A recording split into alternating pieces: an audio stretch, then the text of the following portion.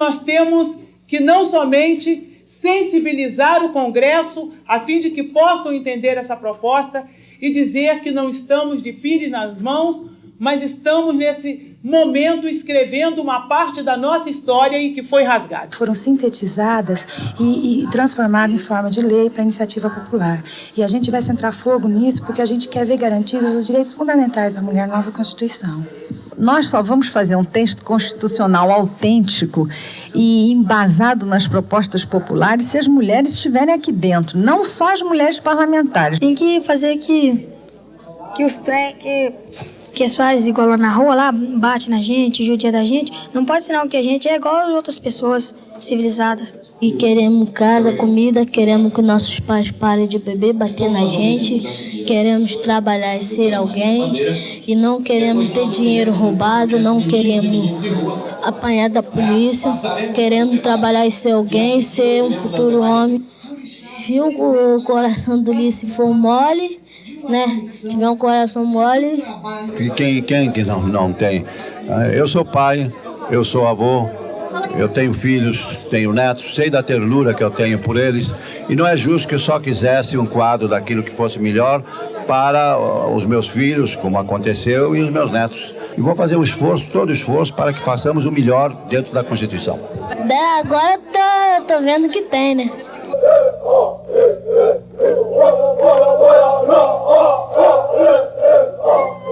Omissos, os senhores não terão como ficar alheios a mais essa agressão, movida pelo poder econômico, pela ganância,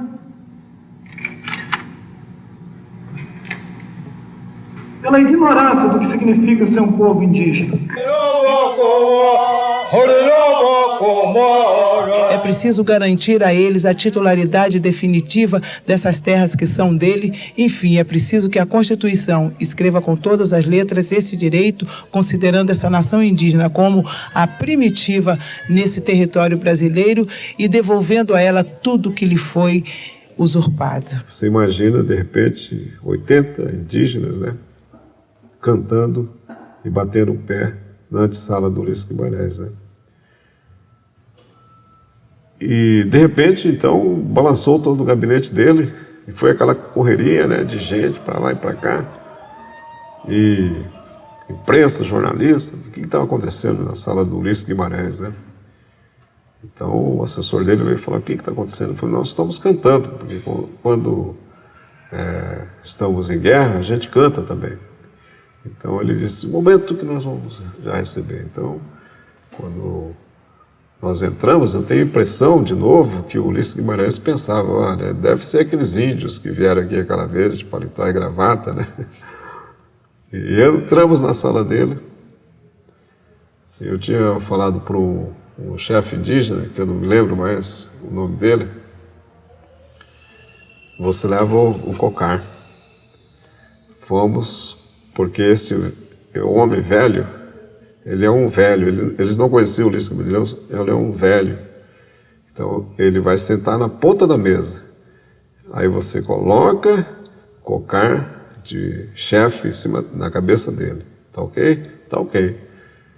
Então, quando eles entraram, todo mundo entrou, o Ulisses Guimarães levou um susto, né? Porque também ele nunca tinha visto índio, vamos falar assim, índio de verdade, né? E todos cantando, e veio o chefe e colocou cocar na cabeça do Ulisses Guimarães, né? Então, para nós, os indígenas, o que está escrito na Constituição brasileira, até hoje, é um documento sagrado. Vai verificar que o Brasil todo sonhou naquele momento. Todo mundo tinha ideia, todo mundo queria propor coisas. A sociedade ia para lá. Eu, como fui senador, ainda no regime militar, fui eleito pela oposição, era o Figueiredo ainda, o Senado era vazio, o Congresso era vazio, a Câmara era vazia, né? Ali começou uma movimentação enorme, né? E a Constituinte teve um papel fundamental nisso. As emendas populares eram um elo entre o Congresso, de legitimação também, entre o Congresso e o país. Pelo menos as pessoas se sentiam participando. Da participação da sociedade naquela Constituinte. Eu que estive lá dentro, foi uma coisa maluca a participação da sociedade. a pressão da sociedade, a exigência da sociedade, sabe, a pressão dentro do plenário. Foi uma Constituição onde os constituintes ouviram a opinião pública. Eu demorei a dizer que eu ia dizer ouvir o povo, não foi o povo. O povo não entra aqui. Os constituintes ouviram a opinião pública. Qual é a diferença? O povo é o conjunto de todos. A opinião pública é uma parte do povo. São aqueles que fazem opinião, são aqueles que têm opinião, são os sindicatos, são as organizações empresariais, são os jornais. Esses participavam das audiências, mas o povo descalço, o povo excluído, esses não participavam. Alguns representavam a eles, mas eram poucos. Na verdade, a Constituição ficou muito a favor dos grupos corporativos organizados.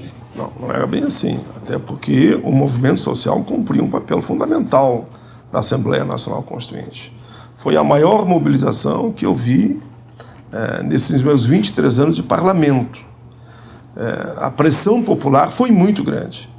E isso se refletia nas comissões, na redação dada, nas propostas aprovadas, inclusive no plenário da Assembleia Nacional Constituinte. Inclusive é uma coisa nova, porque não só podiam fazer emenda, como podiam defender a emenda no parlamento. Quer dizer, alguém que não é parlamentar vai ao parlamento, assoma a tribuna e defende uma emenda.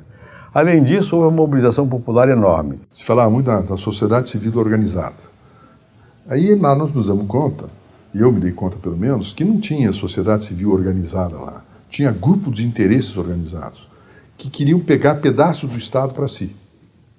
Ou seja, a grande intenção era grupos de interesse muito organizados, não tinha representação popular propriamente dito. Você tinha grupos de interesses muito organizados que queriam, digamos, cravar na Constituição os seus interesses.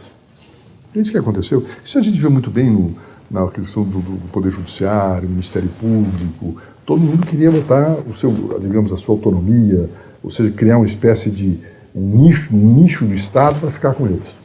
Digamos, nós sabíamos que essa emenda popular não era uma emenda que tivesse sido produzida pelo povo. Era algo que tinha sido organizado por um grupo de interesse, e esse grupo de interesse colhia assinatura na Avenida Copacabana e todo mundo assinava. Era a mesma coisa que os deputados que assinam nos corredores. Então não era uma coisa, digamos, que foi debatida pela população, etc. E tal. Era um grupo de interesse que colhia assinatura. E tentava com isso legitimar, o que era legítimo fazer o jogo, isso era um jogo político. Mas na hora da discussão, dentro da Constituinte, elas tinham o mesmo tratamento. Isto era uma possibilidade dentro da Carta Constitucional.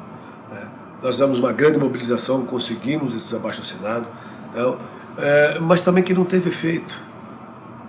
Porque como nós tínhamos uma representação minoritária dentro da Constituição, dentro da Assembleia Nacional Constituinte, as próprias emendas elas não eram automáticas, porque obtiveram 1 milhão de assinaturas, ou mais de 1 milhão de assinaturas, que automaticamente fariam parte da Carta Magna desse país.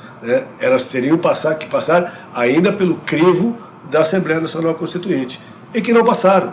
Quer dizer, foi na verdade, digamos, eu não sei se naquela época existia o PROCON, mas se existisse, nós deveríamos ter reclamado que nós fomos enganados. Houve uma falsa ideia de que nós incluiríamos essas emendas automaticamente na Carta Magna. Em alguns casos tiveram uma certa influência, por exemplo, na definição da questão da propriedade produtiva e do Estatuto da Terra, onde nós tivemos uma pessoa aqui de Pernambuco que tinha essa questão como uma questão tão religiosa quanto a religião que ele professava e o Deus que ele acreditava, que era Oswaldo Lima Filho. E os movimentos que traziam a sua voz e a sua opinião sobre isso foram muito importantes. Você pega na questão do meio ambiente, se diz que o Brasil tem um dos capítulos mais bem feitos do mundo sobre a questão do meio ambiente, e que foi resultado do trabalho de um parlamentar, o Feldman, que trazia ambientalistas do Brasil inteiro. Nessa época, o mundo estava despertando para essas questões.